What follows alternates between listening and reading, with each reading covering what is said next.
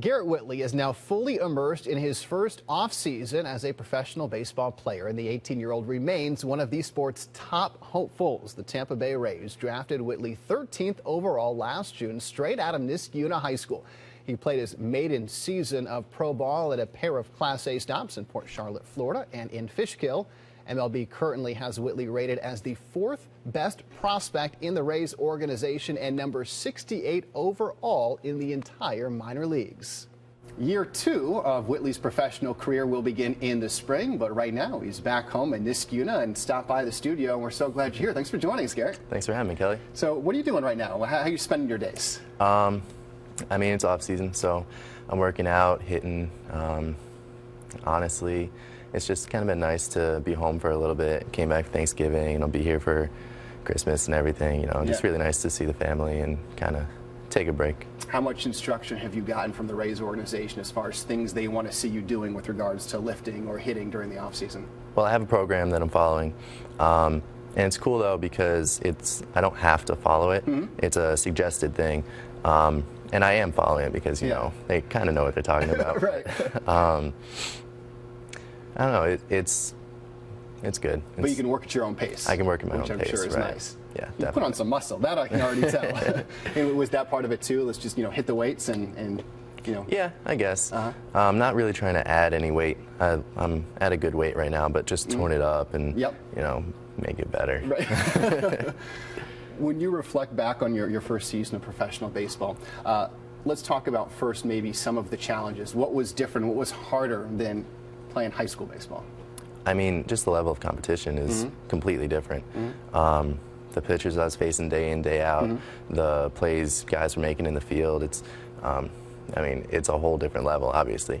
That was the biggest difference. And then just playing every day, too, was something to get adjusted to. But that I really, really liked. I mean, I really, really liked the entire thing, but those were the two biggest differences. What about being out on your own for the first time? Because for those that go through college and then professional, they have those years to be able to, adjust to that. But now you went from being at home to on your own, down in Florida initially. Yeah, I liked it. I mean, I lived with roommates, so I wasn't completely on my own. I really, really liked it, though. Like, just, the independence was nice. We have a good situation there. It's almost like dorms in that we're all living in the same apartment complex, so I can just walk 45 feet and go hang out with my other friends. So it's cool. How much time did you get away from the diamond? For the majority of the summer, when I was playing in GCL, I'd get home 5, 6 o'clock, and then that was it for the day. Okay. Then we had Sundays off, but I was at the field at 6:45 in the morning. So, yeah. So it was bedtime? 11? Yeah, I don't know. What would you guys do? Would you play cards? You watch TV? How would you spend the nights? Played a lot of video games. Video games, okay. Watched a few movies. Kind of just hung out a lot. Really. Playing like MLB, like PlayStation or whatever. Exactly right. So everybody fighting to be Tampa, or did you get to mix it up a little bit? Mix it up. Okay. Yeah. And then of course went to Hudson Valley. And how cool was that to be able to be closer to home and see friends and family when you look up in the stands? That was great. Yeah. A really cool way to just end my season, my first professional year. Being in a place where family and friends could come. I was playing night games in front of big crowds for the first time. It was definitely a really, really good way to, sum it all up.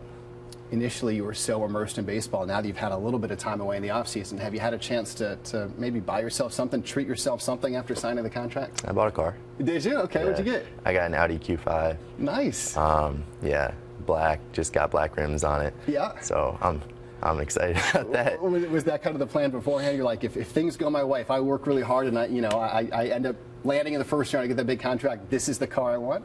No. I'm not a big car guy, honestly, but I always liked Audis. Yeah. And just considered it a lot, and it just worked out, and I'm really happy about it. It's real nice. Vanity license plate? No. Okay.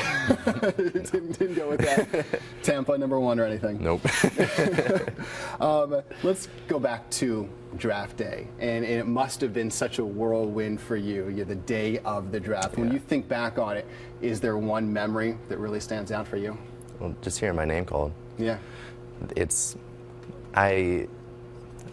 I knew it was going to happen a couple picks before. I mean, my parents got a call. Yeah. But still, even as I was sitting there, it didn't feel real until I heard Commissioner Manfred say it, you know? Yeah. And it was just a wave of emotion and happiness. And yeah. I mean, nothing can really compare to that. It was a great day, but that was far and away the best part. And earlier in the day, and we're looking at some video of it now, there was a luncheon for a handful of the draft picks, and we saw Tommy Lasorda. Now there's Tim Wakefield, which I know is nice for the Boston family, and now David Cohn. What was that like to see the baseball royalty there wanting to talk to you and shake your hand and get to know you? It was amazing. It was my first real introduction into the world that I was getting into.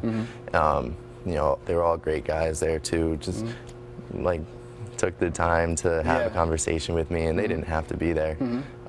So I thought it was cool of them to come and, you know, kind of usher us in.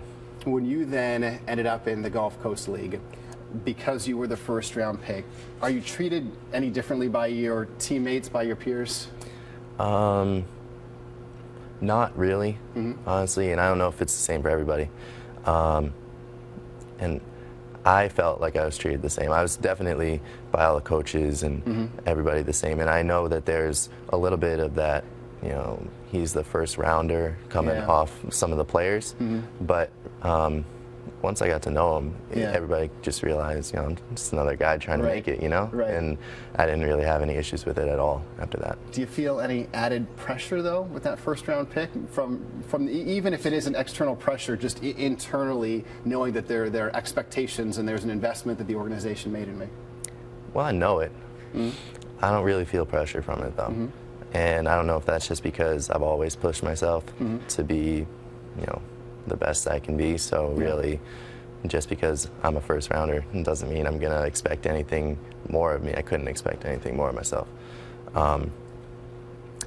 No. Yeah. It probably makes it easier for you that you don't have to lie awake thinking about that. Yeah. You had a very peculiar thing happen with an alligator earlier this year. Not face to face, but let's pop up the picture of this, and I want you to tell me your recollection of what you heard and how this happened. That's your home dugout down in Florida, and that's an alligator right underneath the bench. Yep. We got lucky. We weren't actually in the dugout at the time. We were coming back from an away game, and all of a sudden, and as we pulled in, we could look in the gate, and we just saw tons of cars and trucks and everybody, just all kinds of commotion in there. And then somebody got a picture sent from one of the stone crabs who play, obviously, at our field too. And there's a 12-foot alligator in our dugout. And it's funny too, because I knew we had alligators at our complex, but I hadn't seen one yet. So this was my first exposure, and I realized he got all the way to the dugout. It's crazy. It freaked your mom out. That much I know. Yeah. Were you bothered by it? Were you worried when you saw it? No, I thought it was cool. It could be intimidating, I guess, the other teams come in and see a gator there. I guess so.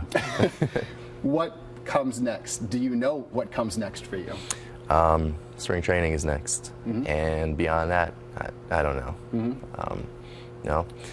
I have a place. Ideally, like, this is my goal to get to. But really, I'm going to go where they send me, and I'm going to be happy that I'm there, and I'm going to do my best. Awesome. And then finally, Christmas plans? What do you guys do? Is there a tradition in the Whitley household? Not really. Pretty simple. We stay at home. We do Christmas Eve with everybody. Well, with my immediate family, we do, like, our presents to each other on Christmas Eve. And then Christmas Day is just real relaxed, nice. You know. Well, give my best to the family. Enjoy the holidays, and looking forward to watching you play next year. Thank you.